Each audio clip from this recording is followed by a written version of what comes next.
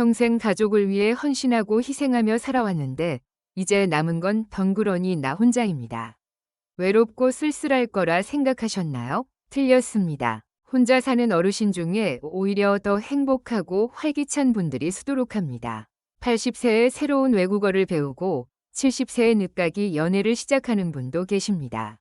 도대체 이분들은 무엇이 다를까요? 오늘 그 놀라운 비밀을 전부 공개합니다. 많은 분들이 이 질문 앞에서 고개를 떨굽니다. 지금 행복하십니까? 우리 사회는 오랫동안 늙으면 자식 곁에 있어야 한다는 신화를 믿어왔습니다.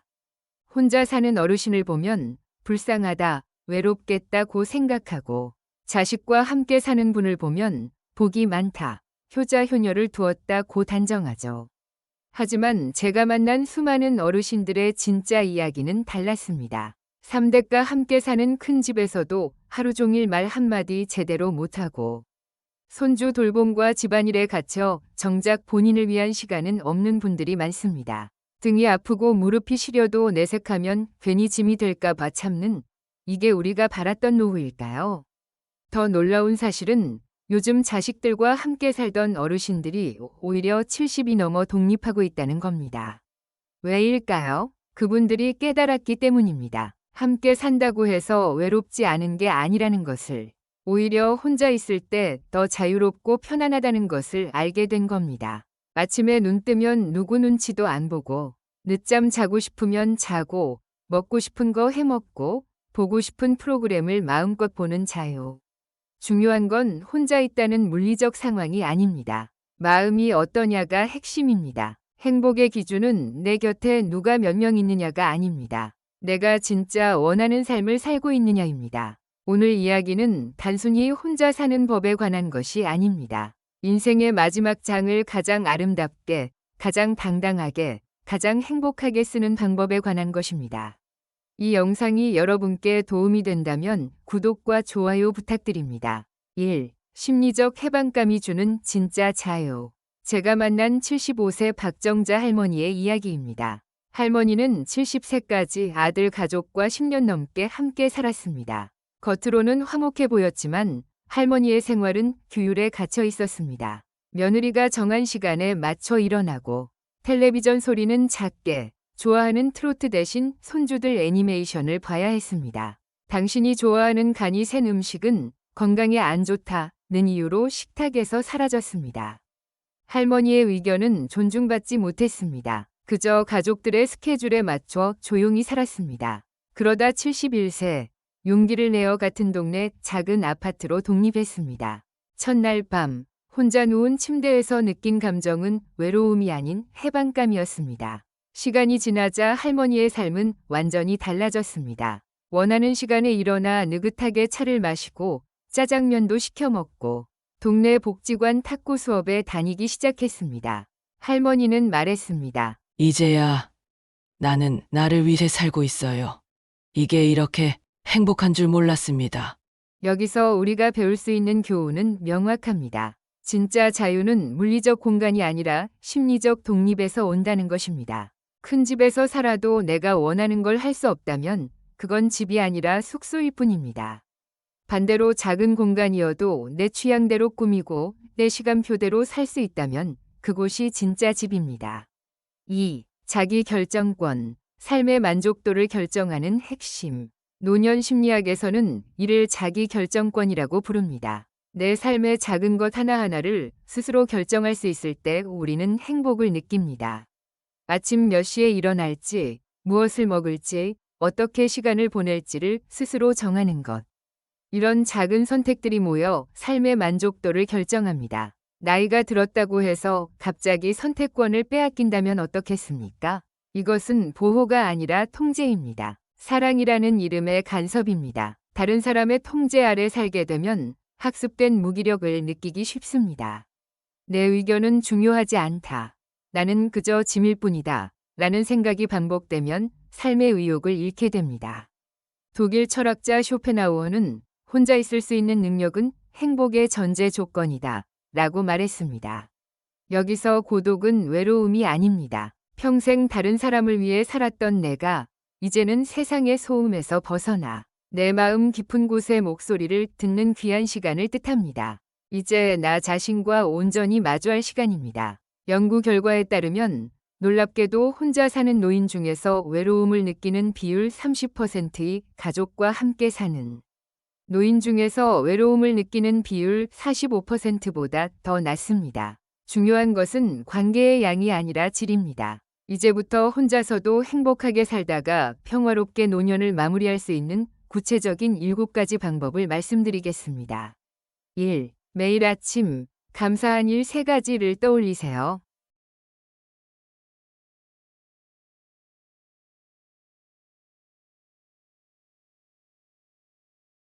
작은 습관 하나가 인생을 바꿉니다. 아침에 눈을 뜨면 잠시 멈춰서서 오늘 하루를 시작할 수 있다는 것에 감사하세요.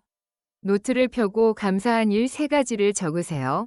건강하게 잠에서 깼다는 것, 창밖의 햇살, 어제 맛있게 먹은 밥 등 아주 작은 것도 좋습니다.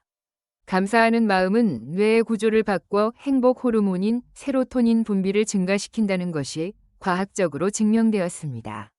긍정적인 것에 집중하는 습관이 삶을 달라 보이게 만듭니다. 2. 규칙적인 신체 활동으로 자유를 지키세요. 혼자 산다는 것은 자유이지만 동시에 책임입니다. 건강을 잃으면 자유도 행복도 모두 잃게 됩니다. 매일 아침 30분씩 걷기만 해도 충분합니다. 걷기는 무릎에 부담이 적고 언제 어디서나 할 수 있는 가장 완벽한 운동입니다. 또한 아침 산책은 자연스럽게 이웃을 만나고 세상과 연결되는 자연스러운 사회 활동이 됩니다. 집에서도 간단한 스트레칭이나 스쿼트를 꾸준히 하고 단백질, 채소, 과일을 골고루 챙기는 제대로 된 식사를 통해 스스로의 건강을 책임지세요. 3. 에너지를 주는 사람들과만 선택적으로 관계를 맺으세요. 이제는 에너지를 주는 사람들과만 시간을 보내는 지혜가 필요합니다. 만나면 기분 좋고 마음이 편안한 사람들과만 만나세요. 반대로 자랑만 늘어놓거나 부정적인 말만 하거나 나를 무시하는 사람과는 과감하게 거리를 두세요. 남은 인생, 만나서 기분 나쁜 사람과 시간을 낭비할 이유가 없습니다. 복지관, 취미 모임 등에서 새로운 친구를 사귀고 자원봉사를 통해 내가 아직 쓸모있는 사람이구나 라는 느낌을 얻으세요. 의미 있는 관계는 정신 건강을 지켜줍니다. 4. 나이가 늦어서라는 생각을 버리고 새로운 배움을 시작하세요.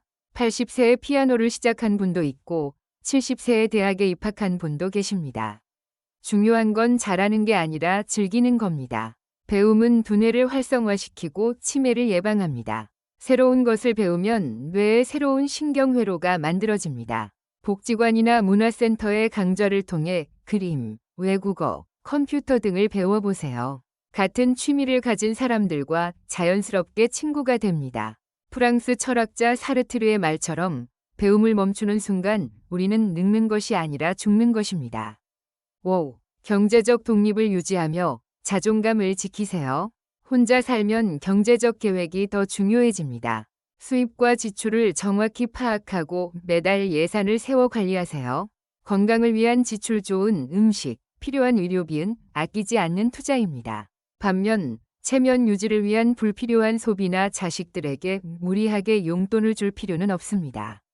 경제적 독립은 단순히 돈의 문제가 아니라 자존감의 문제입니다. 자식에게 손 벌릴 필요 없이 스스로 생활할 수 있다는 것.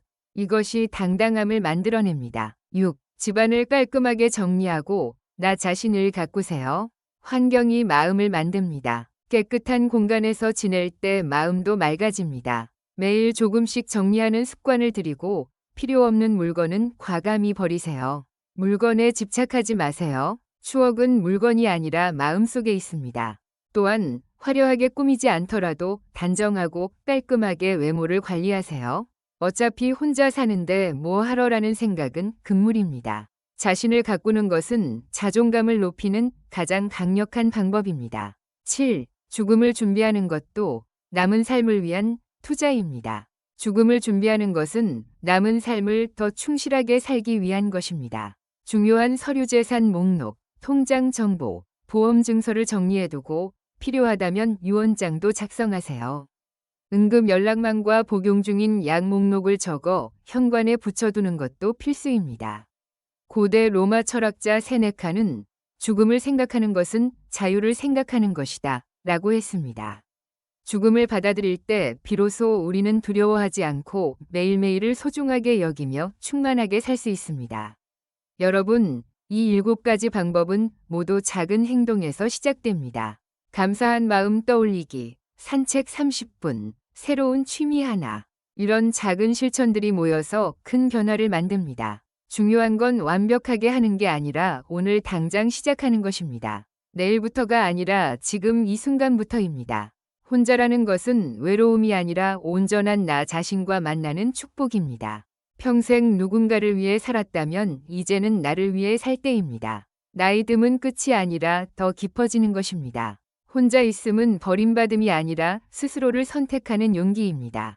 여러분의 선택이 옳았습니다. 그리고 여러분은 충분히 행복할 자격이 있습니다. 이 영상이 여러분의 노년이 평화롭고 아름답기를 바라는 진심 어린 응원이 되었기를 바랍니다. 오늘 말씀드린 7가지 방법 중에서 여러분은 몇 가지를 실행하실 건가요?